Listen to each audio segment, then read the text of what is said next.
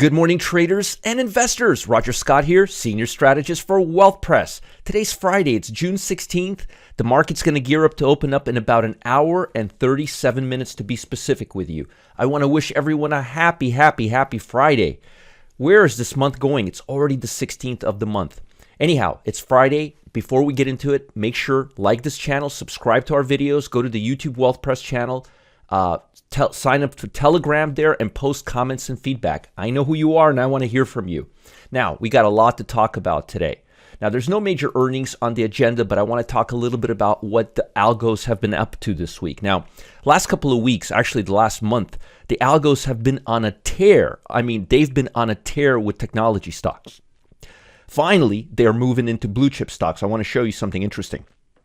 Look at the Dow Industrial momentum level. This is industrial stocks, momentum levels of stocks over the 20-day moving average, right? Now, look at the industrial sector chart pattern. That right there, my folks, in the last 3 days, this is algos completely trying to squeeze us out, trying to pretend that the rally that was in the tech stocks is now moving into blue chip stocks. That is very much inaccurate. I know we had a little better than expected Fed data, but the blue chips are not. I'm going to say it again. They are not ready to go higher. And I'll show you how and why this looks this way. Look at the Dow Jones. Look at how it looks. Let me see that right there. That's an algo play. That's an algo trying to shake us out. Look at basic materials. Look at that. Look how overbought this is. The divergence is humongous. The point is, the last couple of days, it's mostly short covering and algo trading in the blue chip stocks. It's not a rally, a broad-based rally. The techs are still being hit, but if you look at the smaller stocks, if you look at the mid caps, and if you look at a lot of the large cap techs, they haven't really been moving up as much. But if you look at industrial stocks, look at momentum levels, look at the price on basic materials, look at financials. You see that? The last couple of days, and again, momentum levels are overbought. That's a pretty sure sign that algos have been manipulating this to take out stops right here and making us feel that the market's going higher. But when you look at momentum levels on industrial stocks, look at where we're at. If you look at momentum levels, on the sectors, let me just show you something here. You'll see here, basic materials, 90%. Way overbought. So a lot of what you're seeing right now is not a breakout in price of the market. If it was, the Dow Jones, the S&P 500, the 20-day is at 89, but the 50-day is only at 68, which means there's a lot more upside potential there, but not in the blue chip stocks like financial, basic materials, and industrial. Those three sectors are overdone, and that's really what's in the Dow Jones. So you could see here that the Dow Jones is really, a lot of buy stops got hit here. But in my opinion, they're going to be completely taken back because we're not ready for a rally like that. It's just not ready.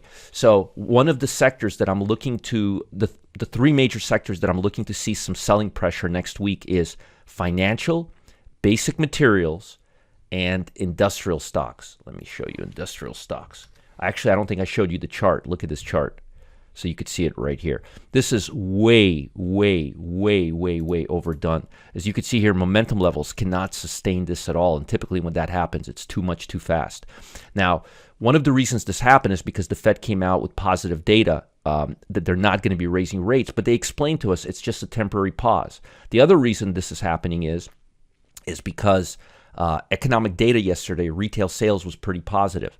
But again, folks, this inflation is sticky and the Fed is not. I repeat again, the Fed is not going to buckle right now and start lowering rates. It's not going to happen. So I believe the majority of this is going to be overdone, and I think we're going to see a reversal of this right now.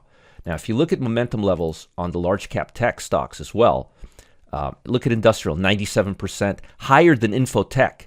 That's what I'm saying. This is really overdone. Matter of fact, we've seen a rally in technology stocks in the last 2 months, right? But look, consumer discretionary, 92%. It's way overbought. I'll give you that. Healthcare, it's overbought. But look at industrial, 97%. And utilities, look at XLU. very much overbought. This is just too much. Look at momentum levels. I'll show you. It's really sticking. It's really sticky right now. Look at that. Just too much too fast. And this is because the funds have been hitting the blue chip stocks instead of the tech stocks the last 3 days. And that's been very, very prevalent in the Dow Jones. So be really cautious here. And I believe we're going to see selling pressure in the blue chip stocks and in the tech stocks. I think that next couple of weeks, there's just not much catalyst right now because we already know that the Fed is probably going to be raising rates. It's already priced in at like 80%. I'll talk about that in a few minutes. But be very, very careful because we have the second week of June. Schools are out. People are taking off. There's not much momentum in the markets right now. And I believe this is a ghost rally. I think this is like a last hooray before the market turns south. Not seeing anything that special moving into the market. And without catalysts and with momentum levels being where it is, you've got to be really careful, not just of large cap tech stocks turning around. And I'll show you that too. So you could see momentum levels are just insane. Look at info technology on the 90-day, on the 50-day moving average. Look at this. Look at that. On the 200-day moving average. Look at that. Look at that. That's way. Look at the multi-year chart here. Look at 5 years. See that? Doesn't go much higher than that. So these are momentum and algo-driven buy programs, and they just can't sustain themselves. Even on industrial, where it's not that high going into the 200-day, look at the 50-day, 91% right now. Way too much. And you could see here very clearly by this chart that usually when it comes up here, they don't stay here.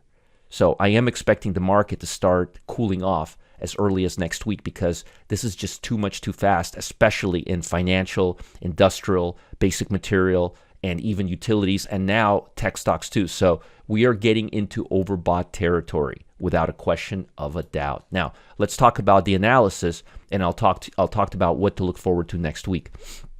3 major benchmark indices rallied on Thursday as a series of economic data pointed to easing inflation pressures, bolstered hopes that the Federal Reserve will soon end its tightening cycle. Folks, don't hold your breath. This inflation is sticky and it's going to last a lot longer.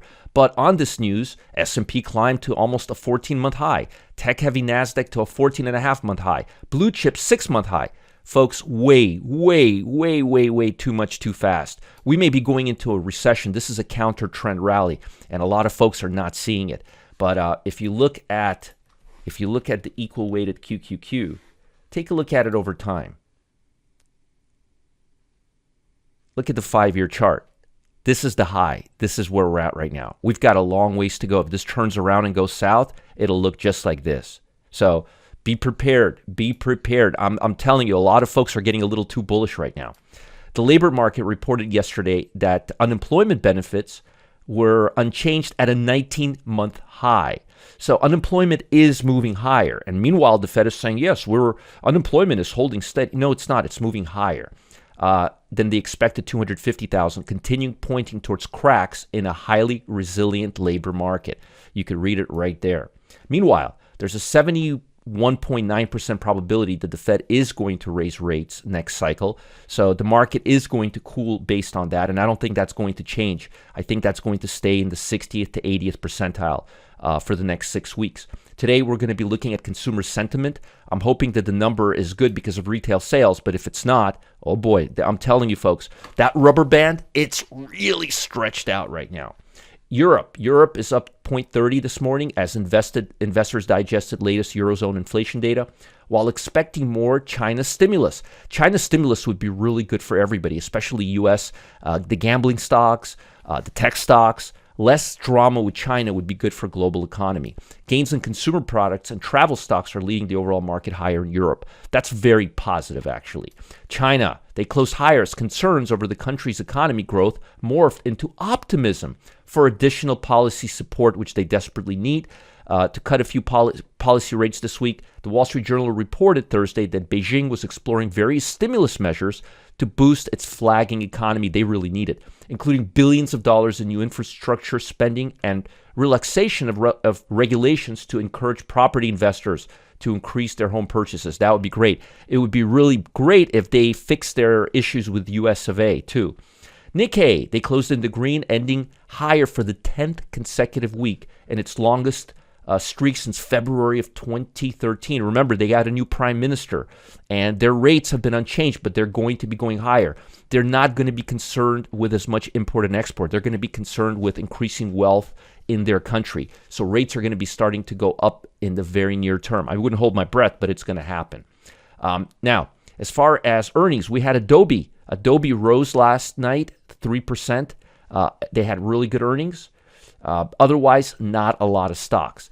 Now, the bond market is still being resilient, and it's still moving higher from the downside. And if the market starts cooling off, you can see right here, we are just in a channel right here that's starting to move higher.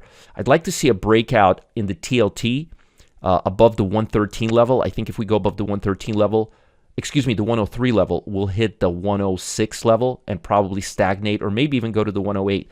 But I think for the time being, I think we're going to see some upside because there was a lot of uncertainty, but there's a lot less right now, especially for the next few weeks. As I mentioned before, the market looks really overbought. If you look at short-term momentum levels, look at how green everything is. It's really, really green.